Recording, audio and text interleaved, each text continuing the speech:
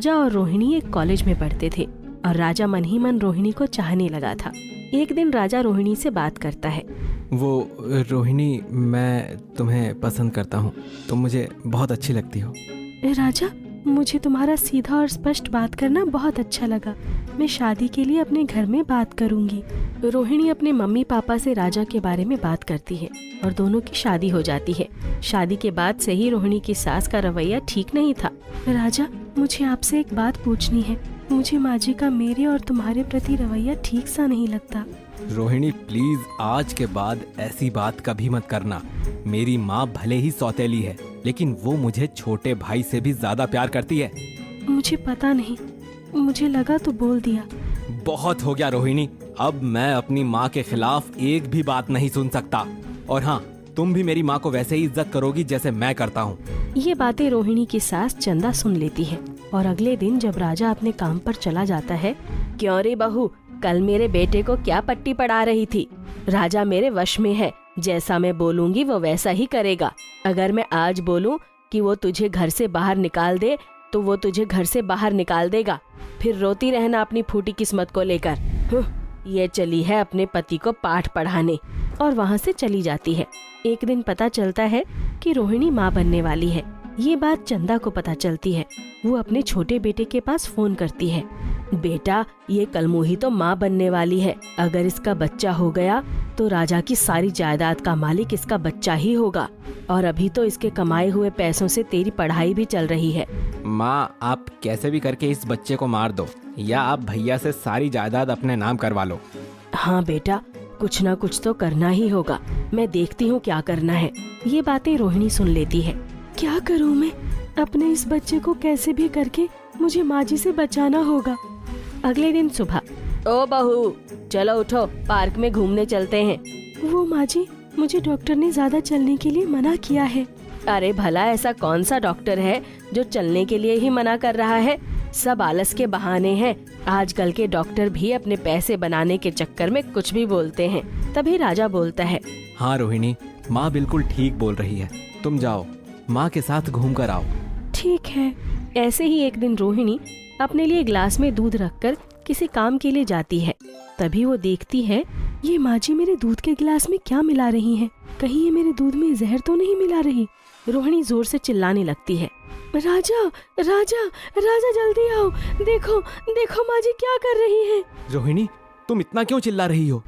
देखो आज तुम्हारी माँ ने क्या किया है। ऐसा क्या किया माँ ने जो तुम इतना चिल्ला रही हो? आपकी माँ ने मेरे दूध में जहर मिलाया है। ये नहीं चाहती है कि हमारा बच्चा इस दुनिया में आए। मैंने इन्हें आपके छोटे भाई से बात करते हुए सुना था। फिर रोहिणी राजा को चंदा और उसके छोटे भाई की फोन पर हुई सारी बात बता देती है। तभी चंदा जोर जोर से रोने लगती है। हाय रे मेरी फूटी किस्मत, मैं तो इसका कितना भी भला सोच लूं, ये मेरे बारे में हमेशा गलत समझती है। आप ये रोने का नाटक मत करो। अगर आपने जहर नहीं मिलाया है तो ये दूध आप पी कर दिखाओ। हाँ हाँ, अगर ऐसा ही है तो ये दूध मैं पी लेती हूँ। और ग्लास का दूध चंदा पी जाती है। बेटा, मैंने तो इसके लिए बादाम का पाउडर मिलाया था। वो गर्भवती के लिए बादाम का दूध बहुत फायदेमंद होता है। लेकिन इसे देखो, जो इसने कहा था वो सच कर दिखाया। ऐसा क्या कहा था माँ इसने? बेटा, ये मुझे हमेशा बोलती है कि मैं और तेरा छोटा भाई इसके पति की कमाई पर जी रहे हैं और जल्दी ही मुझे ये इस घर से बाहर निकालेगी और फिर पूरे घर में इसी का राजपाट चलेगा। अच्छा माँ, इसकी इतनी हिम्मत? राजा रोहिणी को मार मार कर घर से बाहर निकाल देता है। रोहिणी चिल्लाती गिड़गिड़ाती रह जाती है। राजा, ये सब झूठ है, मैं इस हालत में कहाँ जाऊंगी? लेकिन राजा उसकी एक बात भी नहीं सुनता और उसे घर से बाहर निकाल देता है। रोहिणी एक मंदिर के सामने जाकर बैठ जाती है और रोने लगती है। तभी वहाँ एक साधु आते हैं। क्या हुआ बेटी, तुम क्यों रो रही हो? बड़ी दुखी लगती हो। रोहिणी बाबा को सारी बात बताती है। उसकी बात सुनकर बाबा बोलते हैं, लो बेटी, तुम ये फल खा लो। ये फल खाने से तुम एक जादुई गर्भवती माँ बन जाओगी और उस जादू से ही तुम अपनी और अपने बच्चे की रक्षा खुद कर सकती हो। रोहिणी उस फल को खाकर अपने घर आ जाती है। उसे सामने चंदा खड़ी मिलती है। आ गई महारानी, देखा मैंने कैसे तुझे घर से बाहर निकलवाया। मुझे पता था तू मुझे दूध में कुछ मिलाते देखकर बौखला जाएगी और जरूर कुछ न कुछ गलती करेगी, और उसी गलती का फायदा मैंने उठा लिया। माँ जी, मुझे माफ कर दो, आगे से ऐसी गलती कभी नहीं होगी।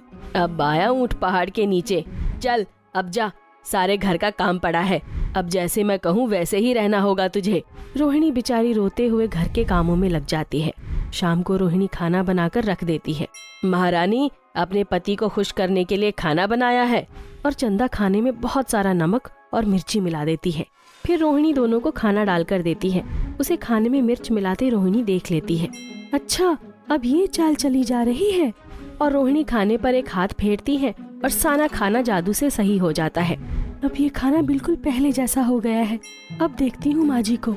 हाय, मैं मर गई, इसमें इतनी मिर्ची है। रोहिणी नहाने के लिए पानी भरती है। चंदा मौका देखकर, इसके पानी में ये खुजली वाली दवा मिला देती हूँ, मजा आएगा।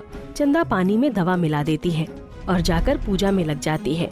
रोहिणी ये देख लेती है और जब चंदा पूजा करने लगती है तो जादू की शक्ति से चंदा के ऊपर जलता हुआ दिया गिरा देती है और चंदा के कपड़ों में आग लग जाती है। बचाओ बचाओ, कोई बचाओ मुझे। तभी राजा आग लगी देखकर रोहिणी के नहाने वाला पानी चंदा के ऊपर फेंक देता है। ये मेरे पूरे शरीर में खुजली क्यों हो रही है? कोई मुझे जल्दी से डॉक्टर के पास लेकर जाओ। आए, ओई माँ। चंदा को डॉक्टर की दवाई लेकर ही आराम मिलता है। बाबा ने सही कहा था, ये फल खाकर मैं एक जादुई गर्भवती माँ बन जाऊंगी। अब उसकी सास उसके साथ कुछ भी गलत करने जाती, उसका उल्टा ही उसके साथ हो जाता था। अब इसका खेल खत्म ही करना पड़ेगा। रोहिणी ऊपर छत पर कपड़े सुखाने जाती है। चंदा भी उसके पीछे छत पर जाती है। ए रोहिणी, अब तेरा नाटक बहुत हो चुका, अब तुझे मरना ही होगा।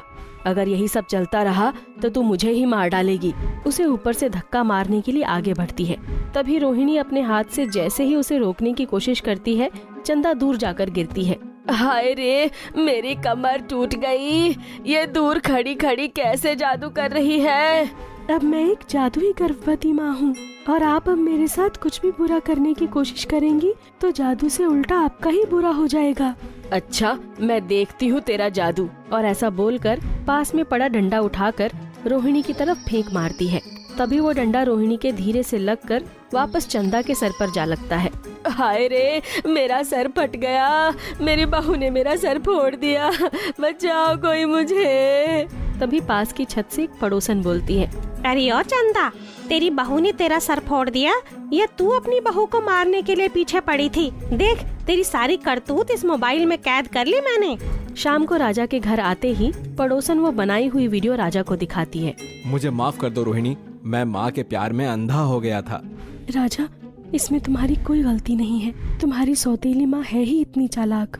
अगर वो साधु बाबा मुझे जादुई गर्भवती बनने का फल खाने को नहीं देते तो आज ना मैं होती और ना ही ये हमारा बच्चा होता।